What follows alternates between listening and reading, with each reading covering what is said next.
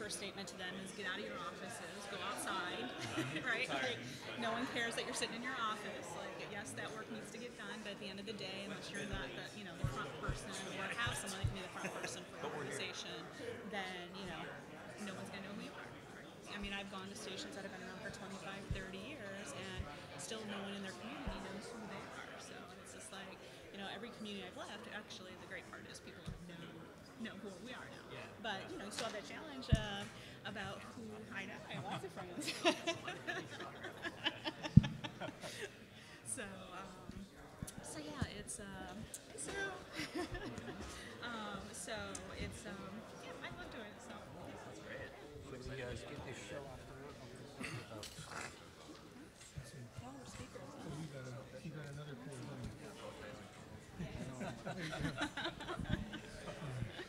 Okay, folks, shall we get this show on the road here? First of all, I'd like to ask everybody to shut their cell phones off. All right, that's on my directions here. Tell everybody to shut their cell phones off. So, I'm Jeff Belinfanti, and welcome to our panel this morning, Doing More with Less, something that we all have to deal with in the PEG community.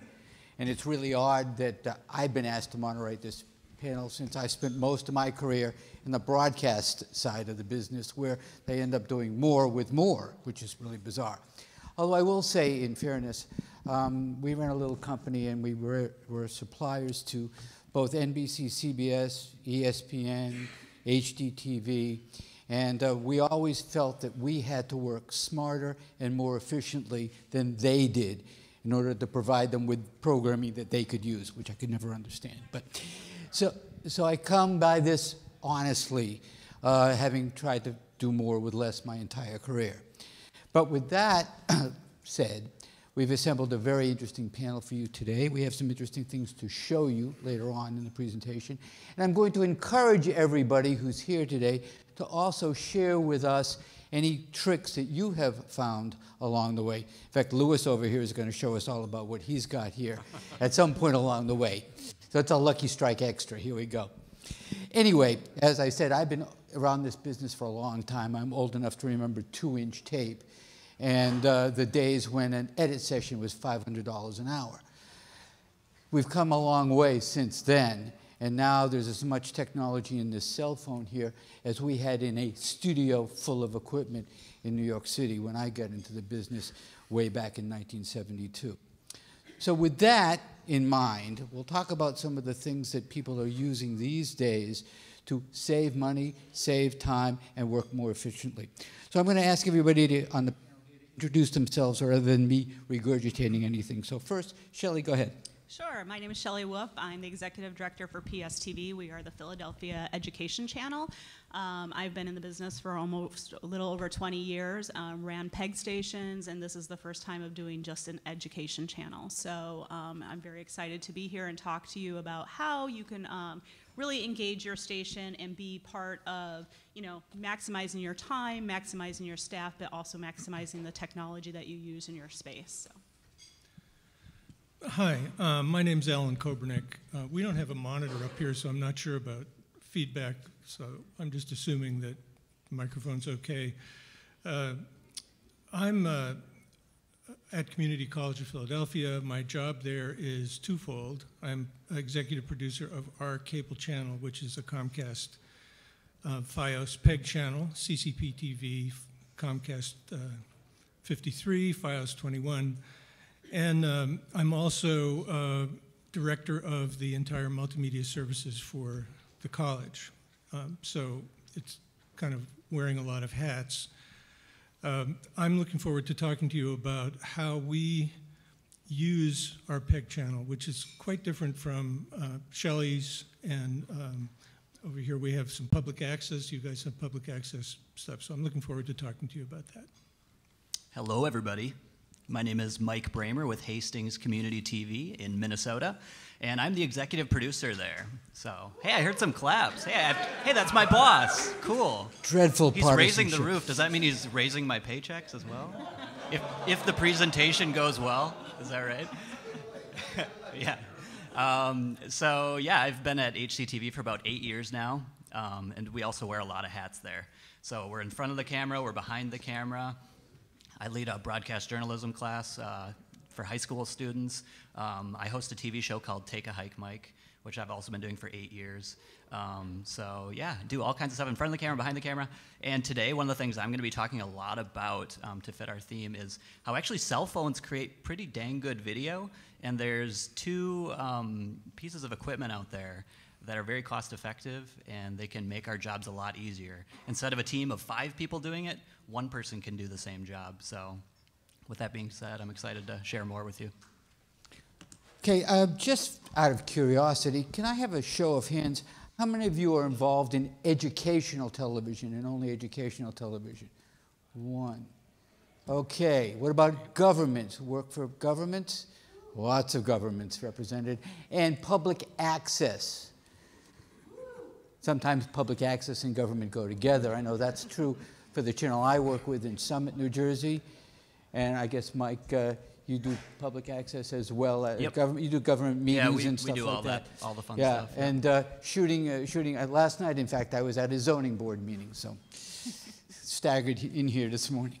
Anyway, I'm going to ask Alan to start first because, as he alluded to in his introduction, he's doing some very interesting production on a shoestring with his faculty and staff. So, Alan, why don't you go ahead and do that? Thank you, Jeff.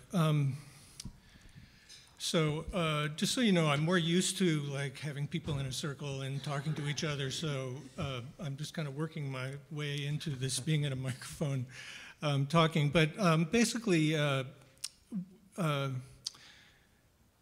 this might be interesting to many of you because I see there's only one person raised their hand about education, and our entry into education is quite different from Shelley's, and she'll tell you more about hers.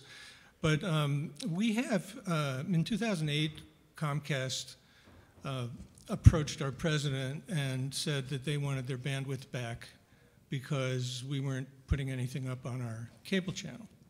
And to be honest, there was a bulletin board and there was graduation that ran all year and a few other things. But ever since telecourses moved to distant learning, there was nothing coming out there. So he moved it from the marketing area to the academic side. And it was at a time when I was just getting back involved with the college. And so the dean who he gave it to suggested that we dive in and turn it into a channel. So our approach is quite different from the public access, and it's quite different from some of the other educational channels in the city, because it's under the education area, but it's not part of any department, education department. It's actually part of our big multimedia services department.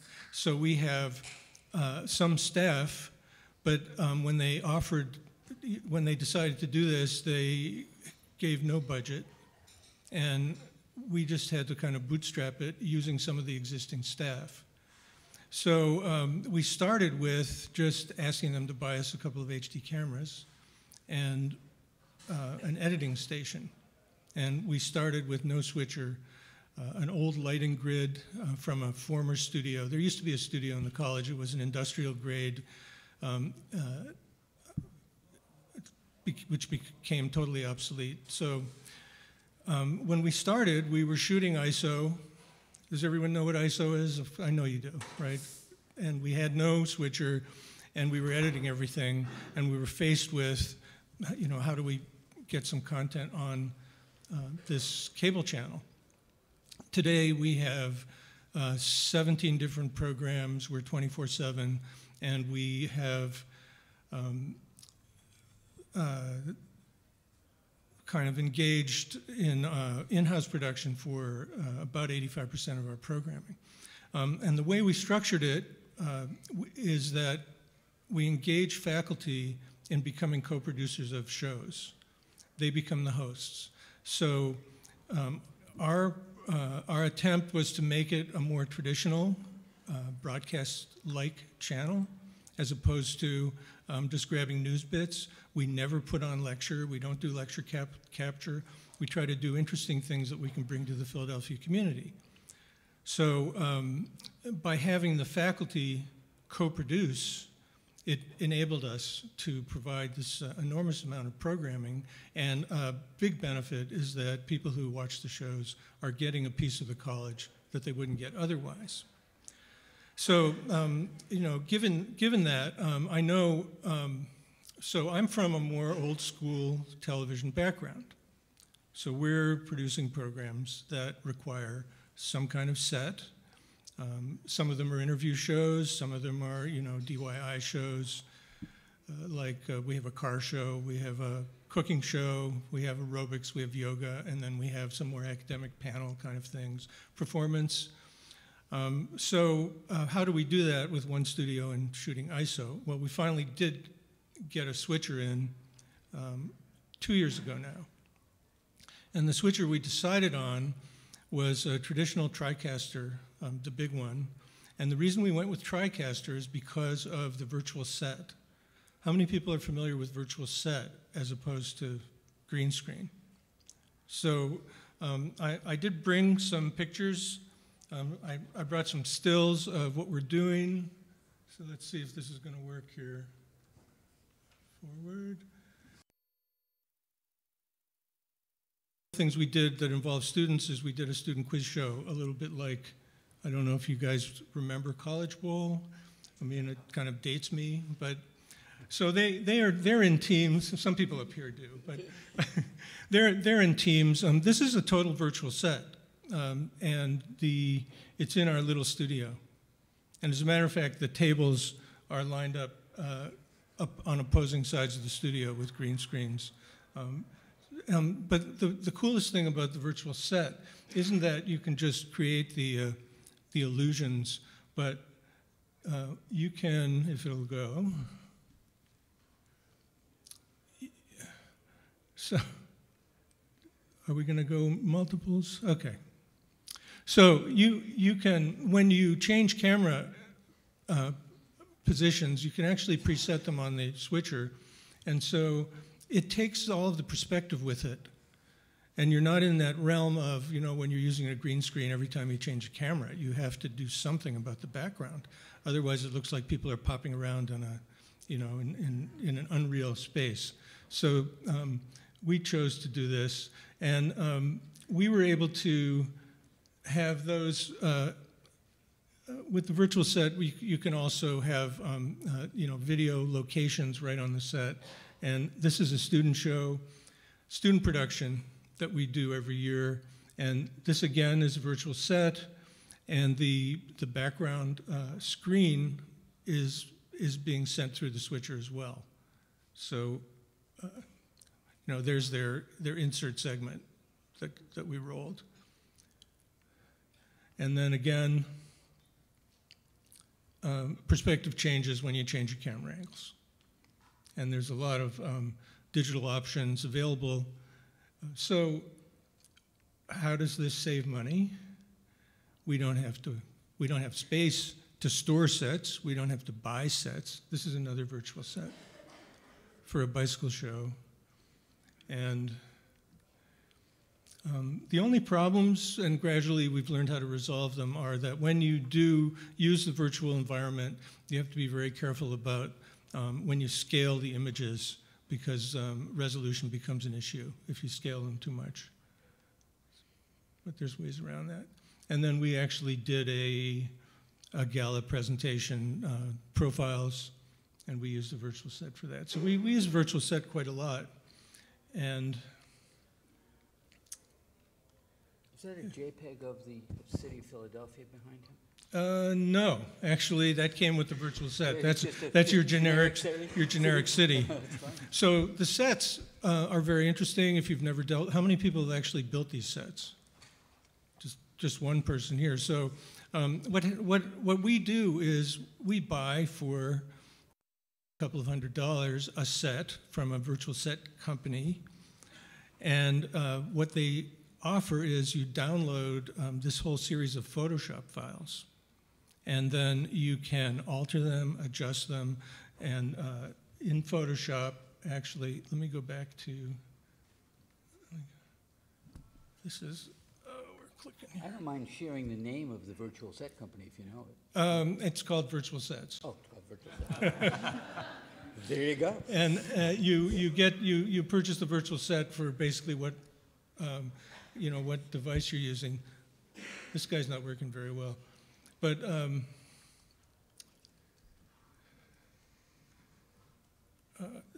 anyway, okay, I can't get back to it. But these particular sets, it's not so obvious with this one, but the set of the quiz show, it's really comes in a Photoshop file, and it's a set that has one desk in it. It's not a quiz show. It's a news, it's a news set. But in Photoshop, we were able to, create all of these elements, modify the elements, size them, and then you import the Photoshop file into the Virtual Set Builder, which is a NewTek product, and it, somehow with all the power of computing, creates these environments. So that's been a very valuable thing to us, and it's been great for students. So in addition to all of my other duties, I actually teach in our digital video production curriculum. It's a 2-year curriculum. And so our element of news is simply that in their advanced class, they do a news show, and we use that for them. But basically, those are the 2 ways that we've been working to economize. Well, the other thing that you have is you have a built-in staff and a built-in set of hosts in the faculty and the kids that I know you make very good use of, right? Yeah, I do have a small staff, but it's pulled from the multimedia services staff. So there's never been a budget applied, to make this happen. But the great thing is that it turns out that teachers are excellent in front of a camera, many of them, and they love doing it. So they have been volunteering to do it, and so. As opposed to some of us who have to beg, borrow, and steal talent from our communities, but. Yeah. So so it's not. I'm not envying you folks who have to go out and and scrounge for content to keep your things going. But anyway, thank you, Alan. Yeah. Shelley, why don't you go ahead and tell us, I know you had to take over from scratch here in Philadelphia when you came on board, and that required you building some facilities, so why don't you tell us how you approached all of that in this new day and age? Absolutely. How you did more with less. More with less. So just to kind of give some background, so again, I had been at other TV stations where we moved it up from analog to digital, which I thought had its challenges, but actually was much easier than moving everything to IP-based. So when I came to Philadelphia, we started a brand new TV station. The station existed, but literally was not a functioning station. So we had a channel space and a location, and that was really it. So for us, it was literally building it out from scratch, determining what type of equipment we were going to put in place, and make that work so that students could run it. So everything that we do is K through 12. Students come in from schools through our entire district or parochial or charter schools throughout Philadelphia. So it's open to any student. They can come in and use it, take classes. So we have a very different model than most education channels. And for us, it was like, what's going to be the most efficient, cost-effective, and yet user-friendly, and keep us in front of technology, because we didn't know when we were going to get our next set of funding. As Alan alluded to, the funding, the Comcast, as we know, wanted to take our money away. So it was a challenge of, what does that look like, and how do we keep it functioning and get content on the air as soon as possible? So the first thing we did was build out a studio where half of our studio is IP-based and the other half is using just digital equipment, right? So integrating both of those. From that, we now have built out another studio space where it's 100% NDI. So what that means is everything is IP-based. Can be very challenging, especially if you don't have a big technology background or a lot of networking background. So I'm racking my head every day and I'm learning. So how many of you guys have an NDI space or use everything over IP in your studios currently? Is there anybody in the room doing that? 1 or 2 hands, okay. Mixed bag, okay. So it's been a small challenge because, again, you really have to be connected into your network. So the great part is my position actually reports to our IT department. So I got very lucky in that sense where I get the backup support and I'm getting the knowledge. So We installed 4 what we call Panasonic AUW cameras. We have a TriCaster. We have projectors that run over IP that we're using in our boardrooms. So everything is 100% IP driven. All the cameras are NDI, so you're getting video and audio straight over the Ethernet ports coming in, and we can stream. So we run 3 rooms 100%. All digital, all robotic cameras, and again, it makes it much easier to train students because, again, the great part is their technology is far more advanced than mine. So the challenge is, hey, here's the equipment, use the equipment. So it's still just like using a regular studio space where you're using maybe a TriCaster or a Broadcast Pix or any form of switcher that you might be using in your space, but at the end of the day, it's, again, running over the IP network. Now, it can have its challenges. From a cost perspective, it's most cost efficient. The challenges can be when your network goes down, you're down, right? You're completely down, there's nothing you can do. If you are not maintaining your network properly, you may jump off the system. I lose IP addresses all the time, so we have to maintain and make sure we're on a very static system. And again, you know, I know a lot of this is all boring conversation, but it's in conversation it needs to happen because all the technology is either going to be running today, either Bluetooth or IP, and it's really important to start thinking about how you're going to integrate that into your studio space. So for us, again, it's creating a dedicated network. So that was the very beginning step, was creating a dedicated network. So when people are coming in and working on our, say, edit machines in our studio, we have a completely separate network that we're running our day-to-day on versus what our production and live production looks like. So live production for us is making sure, you know, for example, I have 28 items that have to run on IP.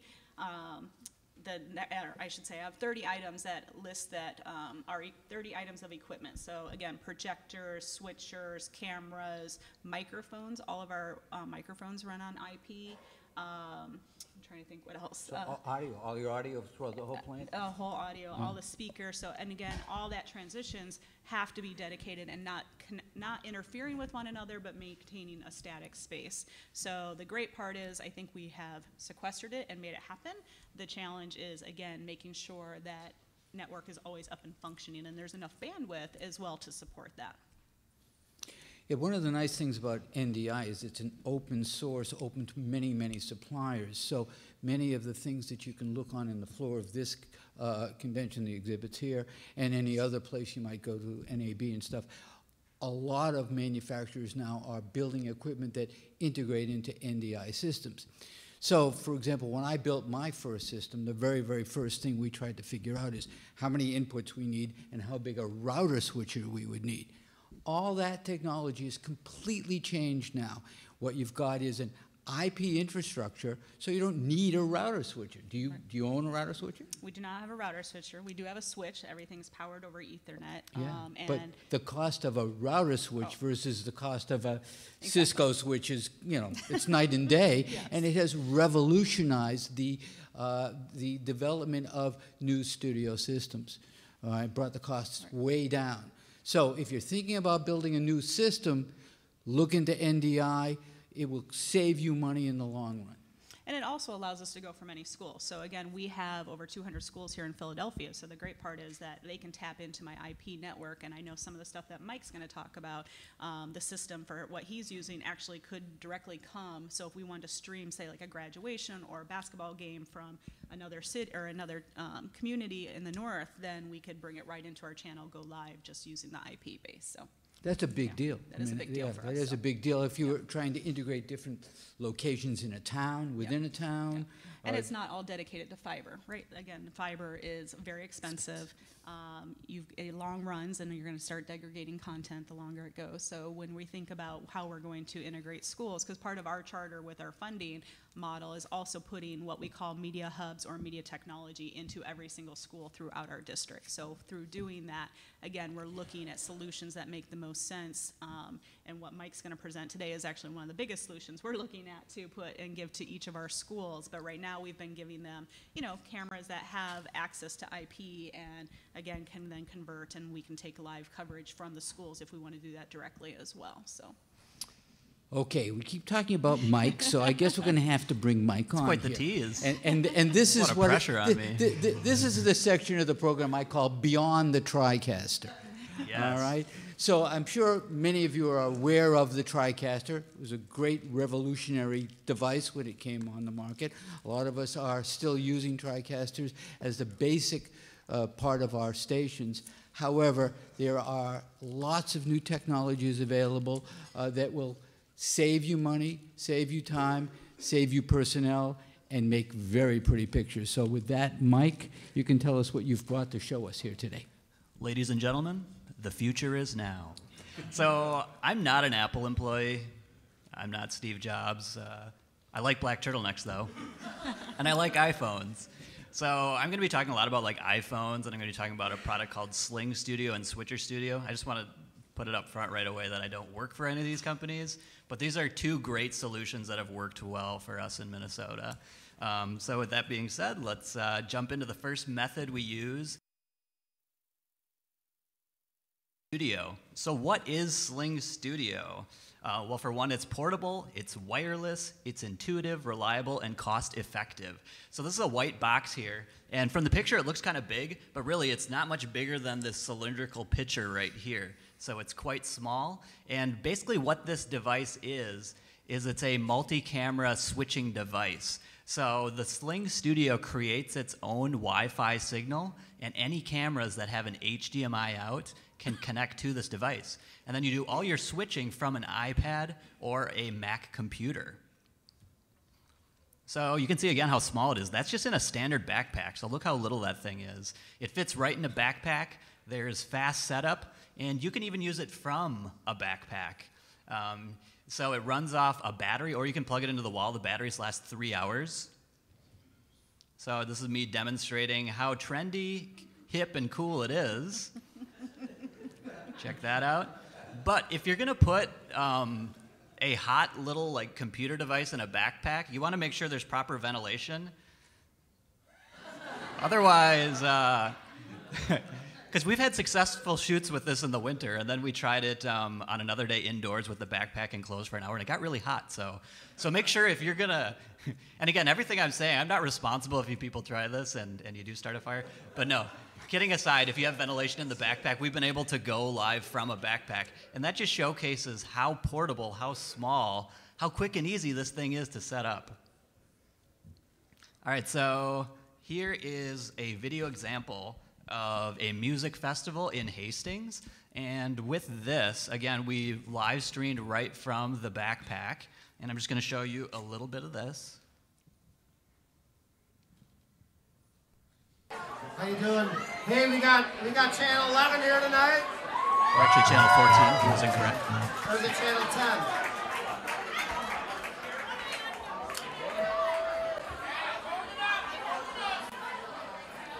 As you can see, we have angles outside as well because it's totally wireless.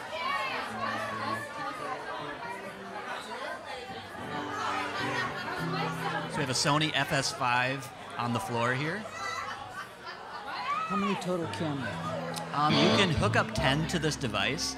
For this quick mobile shoot, we just had 4. Actually, we had 3 of them. So again, here's an outside angle. And there's me, actually, outside of the bar with the headphones on. There we go. So that's me. And let's jump ahead to a little bit of music. We just did shotgun microphones because we were bouncing from bar to bar doing this. So we didn't just video setup. So we're going through shotgun microphones through the FS5. Let's just jump ahead. You can hear a little bit of tunes. This is a video pub crawl? Is that what this is? This was called the Hootenanny. Oh. The Hootenanny in Hastings, Minnesota. So let's hear a little bit of music from these people. Okay,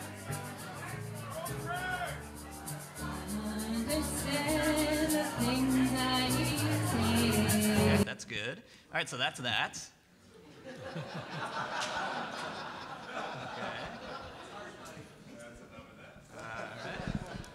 Go back here. Okay. So yeah, again, the example there is just how easy that was for us to do.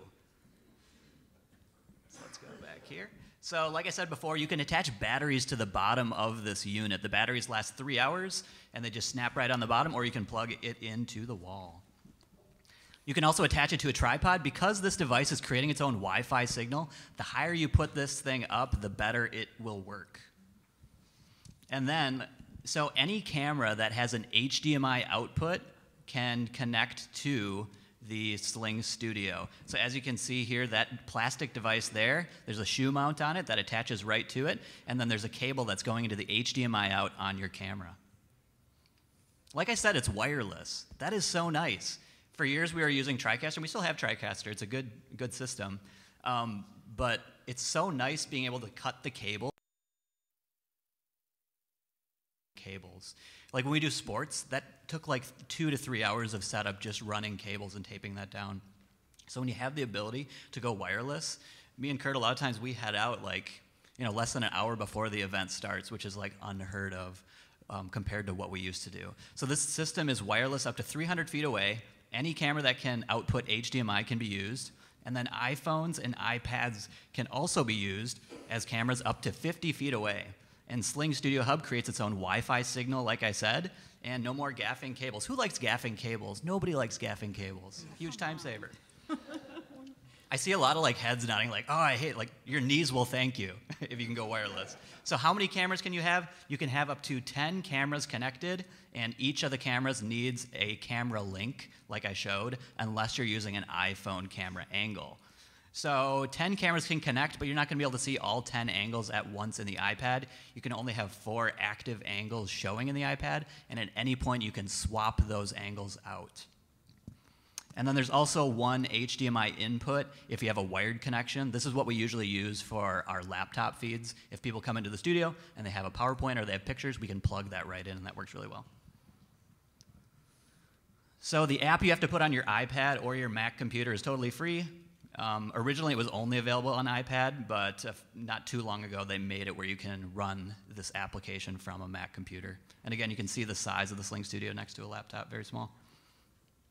And that's an example of what the interface looks like. You can see in this picture, there's the 4 angles on the left side and the live input on the right side on the bottom with some audio sliders up on the top right portion. So we use this is our audio switcher we use. It's called the Tascam DR701D. And this guy, we got this because it's very small. So it's very travel friendly. You can run it on AA batteries. And we bring this with us when we want to do more than one audio source. So Sling Studio is super intuitive. You can switch video on an iPad or a Mac computer. And we've been able to teach people in under 5 minutes. We have an intern that's working at the studio right now. We basically just handed the iPad to her, and within like a minute, she understood what she was doing. She was bringing up lower third graphics. She was cutting angles. And you can easily stream to Facebook or to YouTube. So one of the other cool features is when you record this, you're recording to an SD card, and you're pushing this live to whether it be Facebook or YouTube or a few other sites, is it creates a Adobe Premiere or Final Cut Pro 10 multicam file. So that's really cool. Sometimes you're directing, and you accidentally switch to an incorrect angle. In post, you can go back in, and you can adjust where your cuts were made. So that is a very handy feature as well. It's also very reliable. For us, it's been more reliable than our TriCasters. We've had a lot of bad luck. My coworker is smiling and laughing right here. We've had a lot of bad luck with TriCasters.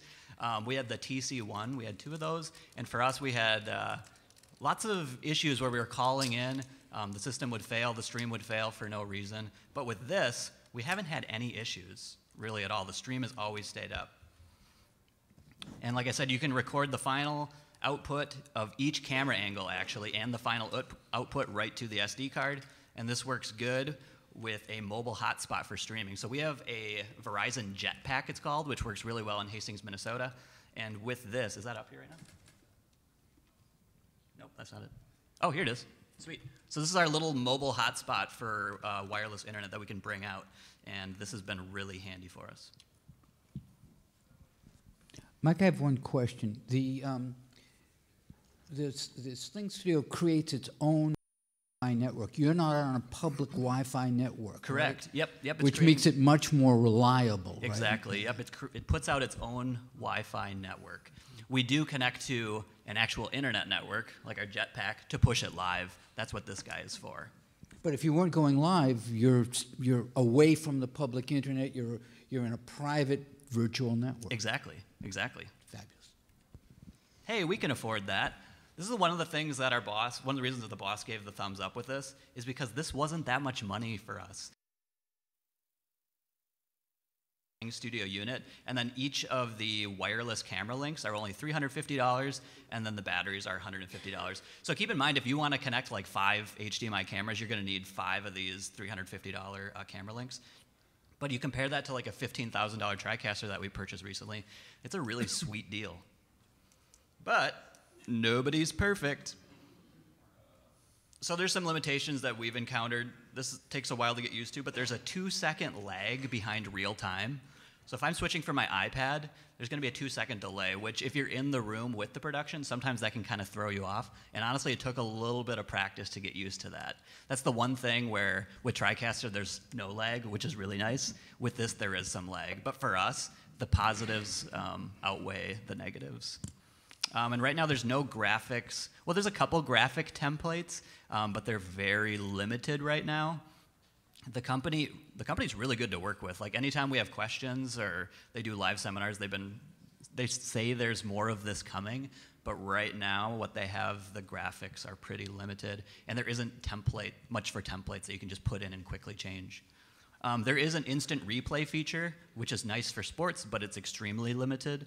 Whatever angle you are currently recording is the only angle that you can replay, which is very limited, because typically when you do a replay, you want to cut to, we'll show from the end zone camera. Well, if that wasn't the live camera, you can't do that. But again, they said they're going to improve all this. All right, let's see, this is, I'm actually not going to show this one. So what I'm going to show here, not my boss. So much for that raise, huh? So what I'm going to show here is we've been doing live interactive meetings with our city. And if you saw Tom Wright's presentation yesterday on social media, he teased that a little bit. And what I'm going to show here is our host is at a city meeting, and they're talking about ways to improve a very popular street in Hastings. And our host, because we're going live on Facebook, the viewers at home, any questions they have, they ask it on Facebook, and then the host asks it in person. So these people at home are really engaging with this because they feel like they're part of it. With that being said, I'm going to show it's maybe a minute long, if I can. So for the online audience, right now we're going to be spending 20 minutes discussing just this one section of Vermilion Street, the downtown district, they labeled it. And it looks like it's about from 2nd Street down to 8th Street. So here's a couple of online comments too.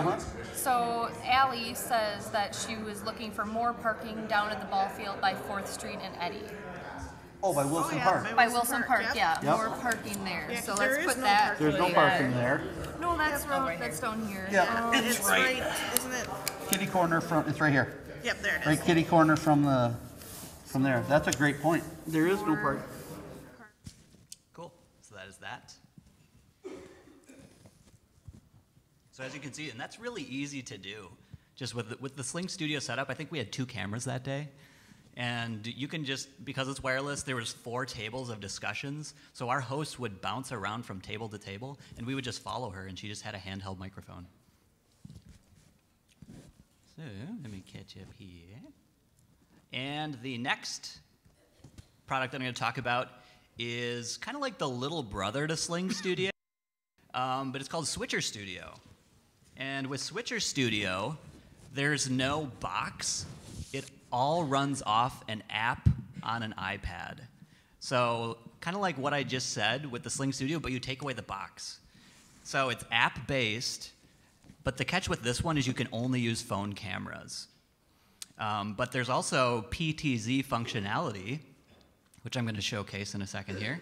And this truly allows a one-man. So here's the audio setup we do with Switcher Studio. So we purchased a little adapter called an iRig, and there's a cable that goes into the lightning port on the iPad, and then it plugs into this iRig. And then you can see on the bottom, we just have a Sennheiser wireless microphone that's connected to that iRig. And there's the other pack there as well, transmitter and receiver. And also, you can, so this is if we just want one wireless microphone, because sometimes we'll just have one host, that's all we need. But we can also connect the Tascam to this. This can plug into the iRig as well with an audio cable. And this has 4 inputs. It has phantom power. So depending on the shoot will depend on if we do this basic setup or if we do the cable to run this mixer. And at the end, you guys can all come up and see this stuff and ask questions and play with it.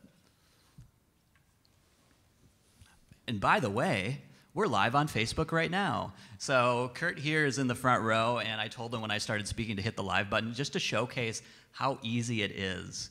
You just hit record. We're streaming on Facebook. If you're curious what that looks like right now, hop onto our Facebook page. Just search for Hastings Community TV to check it out. Oh, is there an issue?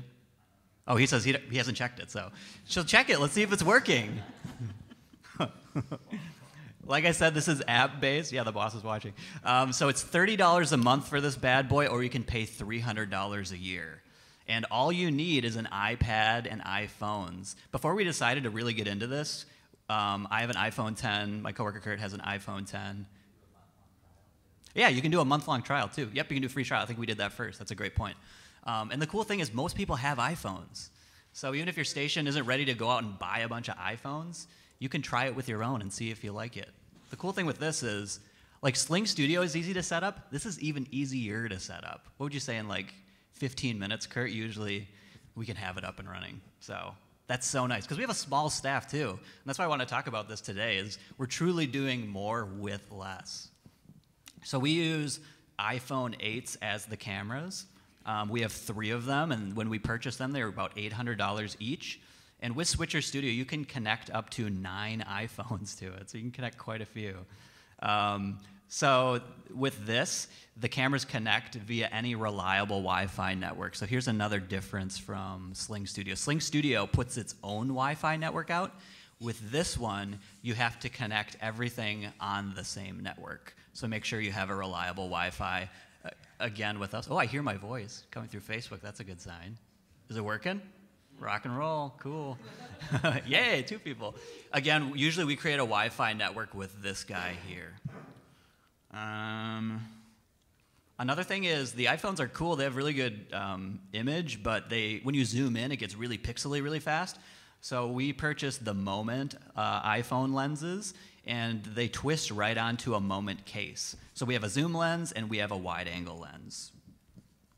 We also use something called a DJI Osmo Mobile. This is a handheld gimbal for phones, and it allows you to do a PTZ mode. So at the end, I want you guys to come up here and check it out, because you have the ability to actually control the Osmo from the iPad by dragging and just touching and tapping. You can move the camera around, and I'll show you more of that in a second. And these Osmos can attach right to the tripods. There's one there, and there's one there. Again, one man or woman band, and the Osmos were $195 when we bought them. Okay, I don't know how I'm doing on time, but here is... You're on a roll. I'm on a roll? Go. Cool. All right, I'm gonna show you, this is just a quick example of, we filmed a play, and the play was at a park, and throughout the whole play they were walking through trails, playing music, and all kinds of fun stuff like that, which makes it really rocky and difficult to film. So we went out with one handheld FS5 camera that my coworker was using, and then I was using an iPhone 10 with the DJI Osmo. And Kurt edited it together, and we realized that the phone camera looked better than the FS5 because it was so smooth. So I just want to look up my time code so I don't waste your time. So I'm going to show you 40/40. And just check out how smooth this bad boy is. I think it's loading up. And all the brothers too. And yet, I know not. Sir, shall I? To this lady? Aye, that's the theme. It was Shakespearean. Get thee to her in haste. Give her this jewel. Tell her my love can give no place. They're gonna start walking really soon. Bide no delay. I'm trying to jump. Oh, there we go. Oh, I can't hover over that. And we had no practice with this either, so it's like fly by the seat of your pants. Ain't no sunshine when he's gone. all from the Osmo. Only darkness every day. Ain't no sunshine when she's gone. Actors flying all over the place. He was part of the show, don't worry. Wasn't just a runner in the park. So that's just an example of how smooth this is. So I'd like to show you some more, but yeah, we'll move on. Maybe. This setup here that you have here. Yes. You're using this to shoot meetings? Yes, and that's my next example. Oh, thank you. I'm glad you brought There you go. All right, let's see if I can. Right on cue. There we go. Okay, so this is school board meetings. Maybe not the most exciting, but we got to film them.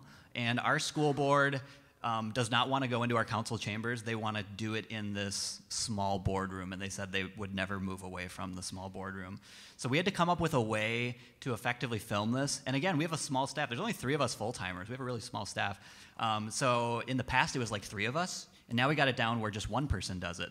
So this picture is a little bit convoluted, I guess, but you can see there's 1, 2, 3 tripods there, and you can see the DJI Osmo on 2 of them. There's the Tascam mixer on the table. There's a shotgun microphone there. Here's another angle, so there's a shotgun microphone. The 3 iPhones on just the small tripods. And again, I can control all of the PTZs. You can see the moment zoom lens on the far right one from my perspective. And then the one up on top was a wide angle lens, which then got the entire school board, but it also cut out the setup. There's me having a good old time there. You can zoom remotely as well? Correct. So I'm going to show you a little bit of this meeting, and this is compressed for the web, so it looks really pixelated, but you kind of are able to get an idea of what this looks like. I'm just going to pull up my time code here. Uno segundo. All right, 27 minute mark. All right. Russ, will you call the meeting to order? Joe Becker. Turn my phone off. Peter Buswell. Here. This like annoying thing is like right over my scrubber. Here, Kelsey Weeks. Here. The struggle is real. Superintendent Collins. Here. All right. Could I get a motion in a second to approve Okay, so the there we go. agenda? So that's cut in. And again, it looks pixely from here, but the discussion? high quality version, we used the zoom there a- lens, the moment zoom lens on Maybe a there, closed session at the which end. looks really good. Yeah, we And you'll will see in a to, second, I'm going to bring up a just lower pick up third, the and this is all with principal Switcher Studio. negotiations. Okay. Terrific. Thank you. Yep, great question. No So discussion, all again, those we're in running favor? through the Tascam. There's a lower third. Opposed, same And sign. I have a wireless lav on Lisa. Could I get And a then I motion have a in a second to wireless approve the minutes of lav the July on the 18th? superintendent. They do 90 to 95% of the speaking. The other people, I have 2 shotgun microphones there as well that are picking up the others. All those in favor? We want to improve audio more, but for right now, this is working really well. Motion carries. So that's just a small example of Could I that. get a motion in a All right, let's jump ahead. One of the cool things too is you can see the Facebook Live comments right inside the app. So you don't need to have your phone out or whatever to read those. And people will tell you if it looks good or if it looks bad. Like, as you guys know, working in this industry, people tell you how it is. Like the audience. Other careers, people don't say, oh, you did a really bad job being a dentist yesterday. But like in this line of work, like I go around town, they're like, oh, what were you guys thinking with the parade? Like, what were you thinking with those angles? Like, that was a bad idea. I'm like, oh, thank you for your constructive criticism. So it's nice having that constructive criticism right inside the app.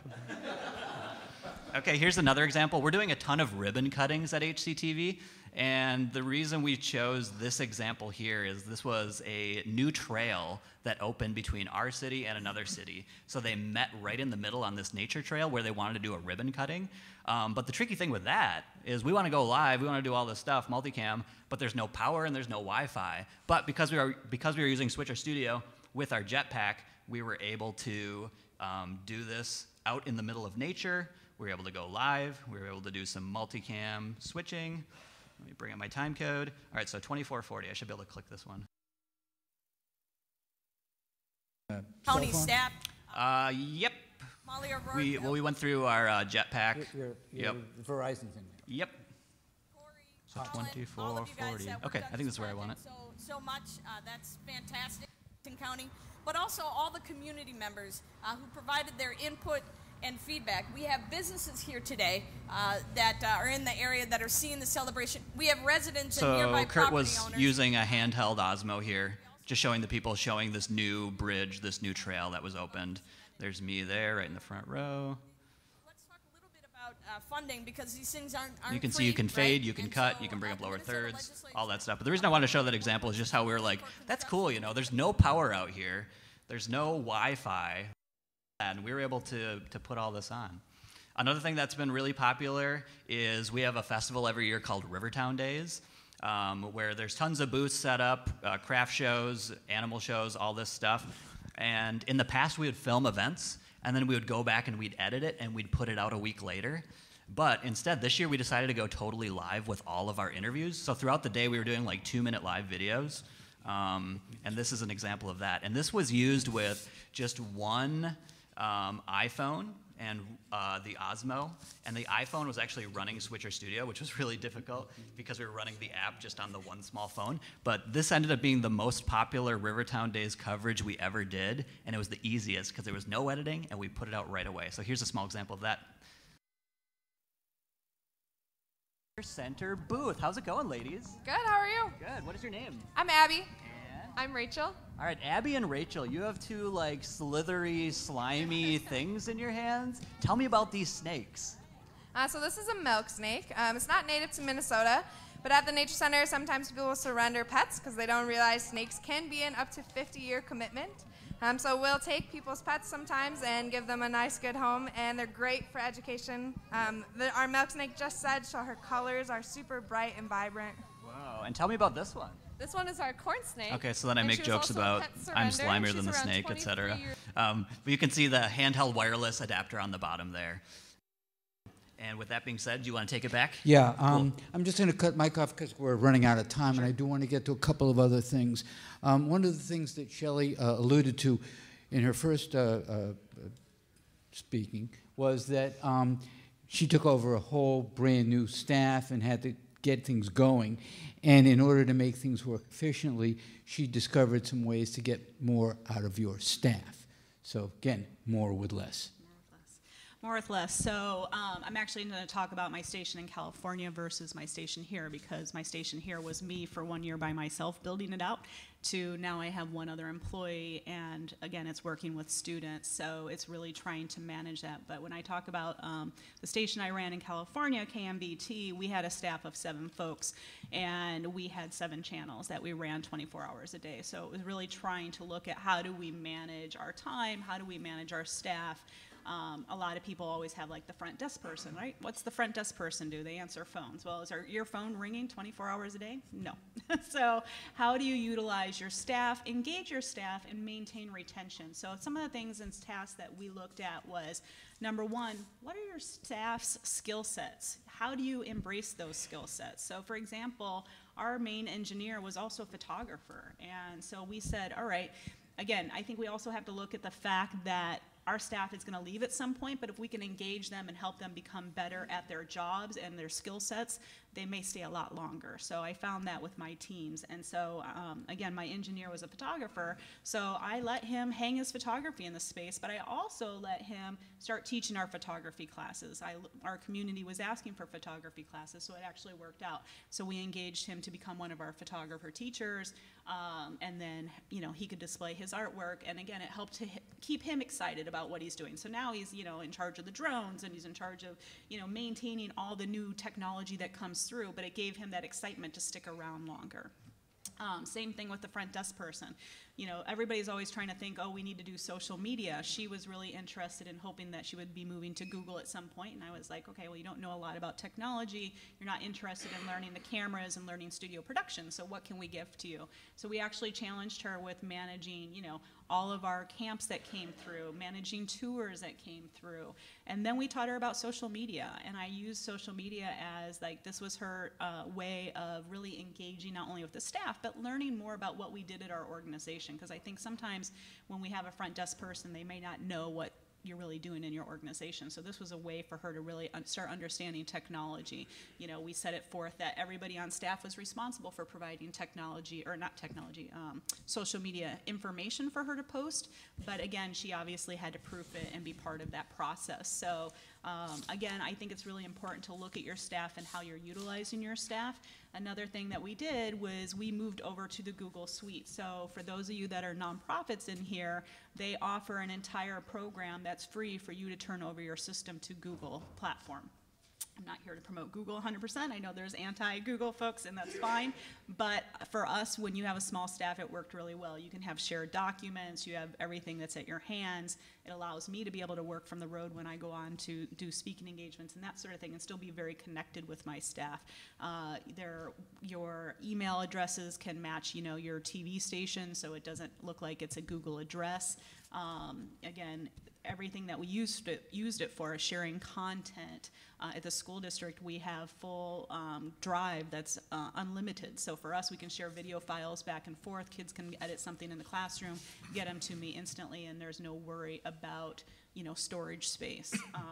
Utilizing, like I said, shared documents so that you can be working on a job description or a plan in your organization and be able to share it out to the rest of the folks within your organization. And then for us, the other thing was using Hootsuite. So again, managing your social media platforms.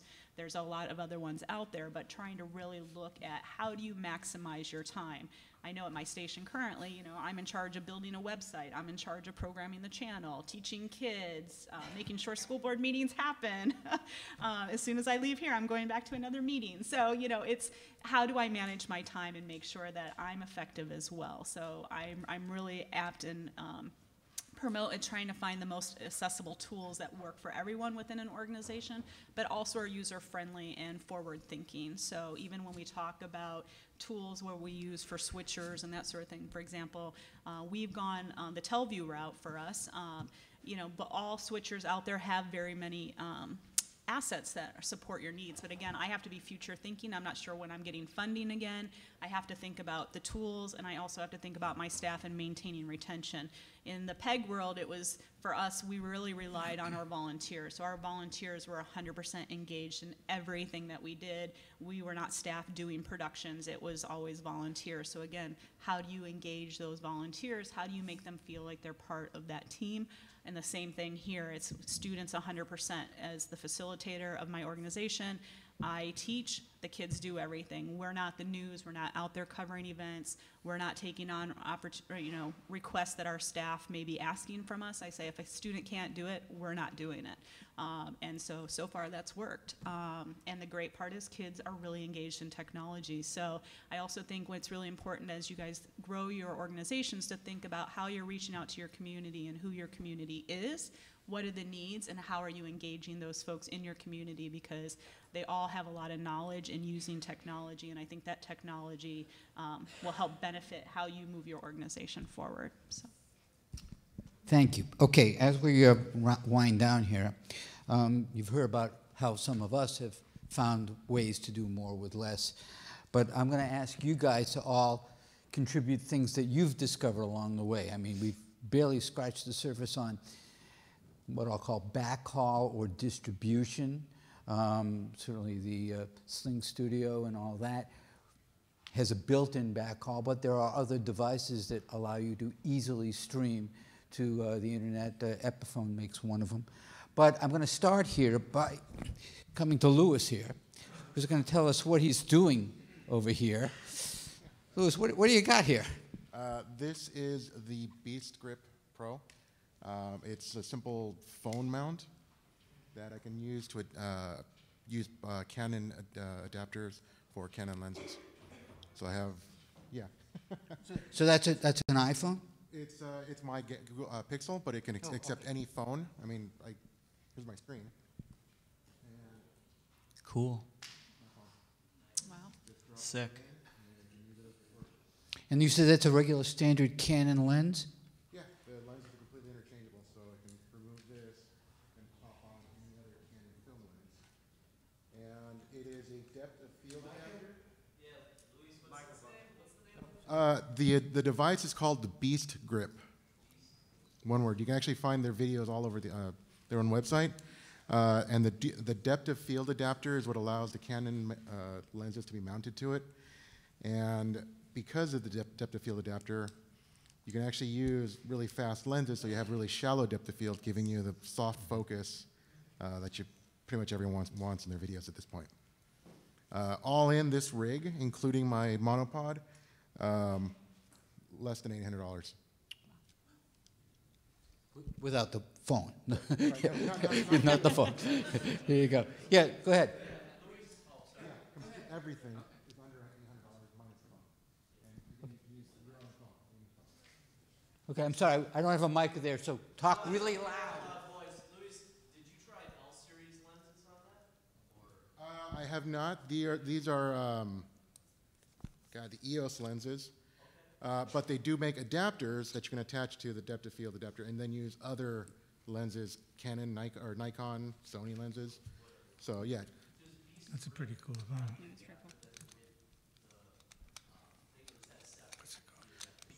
Right. The B-Script, you can use little simple screw-on lenses like the ones that they use for the, what was the device I forgot? The Moment. The Moment, yeah. So you can use those type of lenses, screw-on lenses, excuse me. Go ahead and show it up.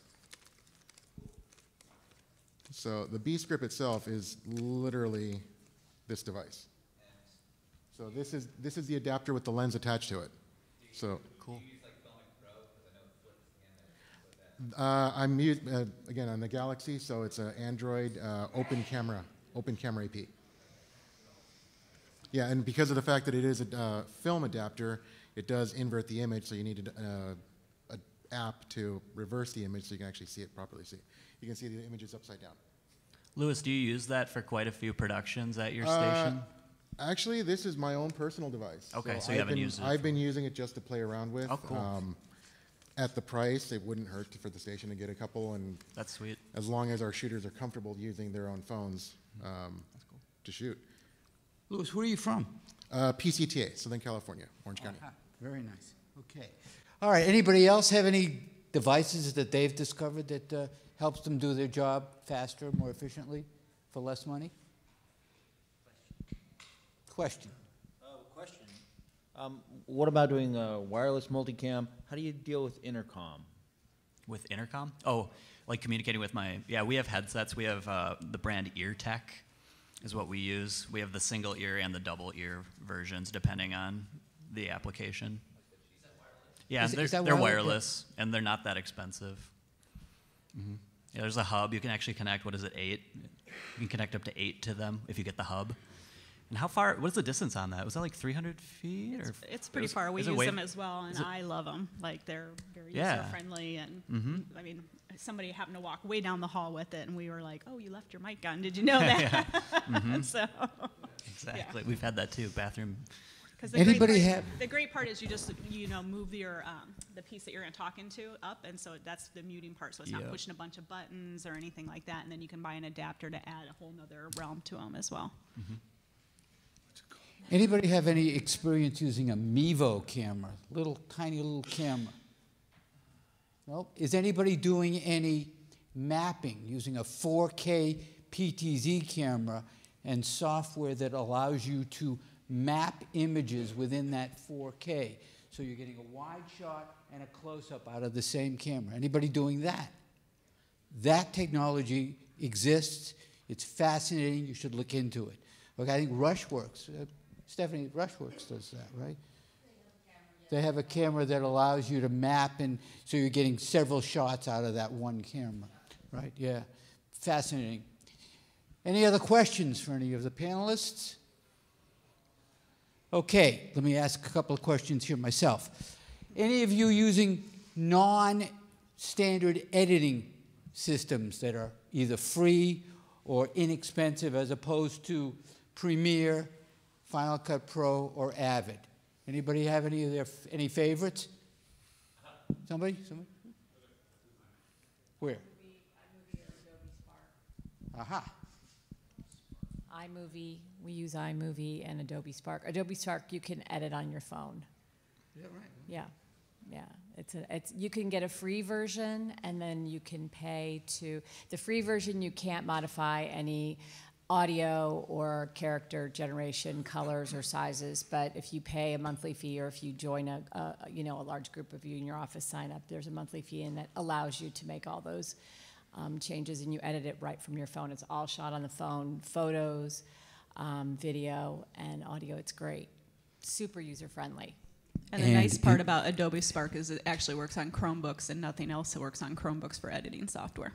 Oh, One other thing going off that, iMovie on iPad, when me and Kurt are out doing ribbon cuttings, a lot of times we'll film B-roll, and Kurt will cut it together on the iPad and then cue it up into Switcher Studio. I can bring up B-roll, which is really handy. Actually, the other day I was shooting a commercial, public service announcement, and we were using iPhone for B-roll. So we were shooting on our regular camera with a JVC, the master shot, and we were shooting all of the B-roll and all the inserts on an iPhone. Cut it together, you literally couldn't tell the difference. And it was my first experience. Like I say, I come from a slightly different world. It's my first experience seeing that kind of thing. Saved us hours. No, because we only had one camera, we would have had to set it up, shoot all our inserts. She said, "No, I'll just do it on my cell phone." And it was done. It was great. Anybody using Vegas for editing? Oh, no Vegas. Interesting. All right, anybody using? There's somebody in the back. Well, yes. I'm just curious, we're just trying to experiment a little bit. We're just starting to experiment a little bit. Has anybody tried the Blackmagic Design free DaVinci software? That stuff's amazing what it brings. You guys in Hastings are way ahead of everybody over there, aren't you? We Actually, pretend to be. Blackmagic, incidentally, has something they showed at NAB, $2,500. All right, it is a surface that allows you to switch 4 cameras. It allows you to control 4 PTZ cameras. They were showing it with PTZ optics, which are relatively inexpensive PTZ cameras. And for $2,500, you were getting an output. Again, sort of a successor to the TriCaster. Okay, we have 5 minutes. Anybody else, any questions? Yes, sir. Wait, hang on, I'm coming. Boy, I had my Wheaties this morning. For your laptop switcher system, you mentioned the hub. Could you explain that a little bit more? The hub? Yeah. I think, are you referring to the Sling Studio hub when I said that? That's the white device that's about the size of this picture, and that's what's sending out the Wi-Fi signal for the cameras to connect to. Yep, it also has an audio input on it. Yeah, and actually, in the back, they've been streaming all of Natoa with the Sling Studio. Yeah, great reminder. Thank you for that. Living proof. Yep. Here's another question. The other thing that, again, I made this point before, I'll make it again, is that you're on a private network, which means that you're not subject to the whims of general Wi-Fi, which is a fabulous thing. Yep. Fabulous thing. Oh, you again. I'm coming. This time. Can I use that mic? So, Mike, I'm Yes, wondering. Dietrich. Hi. Hi. I'm wondering if you guys have had any residents, like whether they're volunteers or amateur videographers, join while you guys are shooting to increase the number of cameras and tried to max out at that 9-camera limit, or have you guys attempted that? It's something, I mean, we've played out? around with our staff, adding in additional angles, because Yeah. everybody has an iPhone on our staff. And that's something, we've kind of, I think we talked about that last week, the idea of, do you have something you want to add, Kurt? Doing that, you just have to get them set up as your networks. That could take some time planning beforehand. Yep. Because you don't want to leave it open. Yep, so like Kurt said, you have to make sure those people's phones are on our private network. So it's something you can't really do on a whim. You have to plan it out a little bit. But if you have somebody at an event that's in a unique area, or they could even go in selfie mode, and be like, hey, I'm in selfie mode, so. Okay, well then, what I'm going to do is I'm going to wrap this up. Let you come up and take a look at Mike's setup. He'll be happy to talk to you after this. But I just want to leave everybody with one final thought. There's a lot of equipment out there. The industry is changing daily. Horses for courses. Buy the right equipment. Do your research. Understand what you're buying. There's so many choices out there. Be careful, but there are plenty of ways for you to do more with less. Thank you all for coming this morning. All right? Hope you learned something. Also, I'd like to say if anybody's interested in visiting PSTV, we are right down the street on Broad. So if you're interested in checking out our facility, I'd be happy to provide tours today and tomorrow. So. One quick announcement before you leave. Coming up at 10:45 in this very room is social media analytics, marketing your channel. Marketing your channel. It appears in the app, it appears in the agenda at a glance, but for some reason it fell off the map in the conference program. So there is a panel here at 10:45 with 3 sparkling panelists. Marketing your channel, social media analytics. Okay, we'll see you back here at 10:45. I'm sure it's beautiful. Cool. All right. Nice seeing you. Nice seeing you. Good job.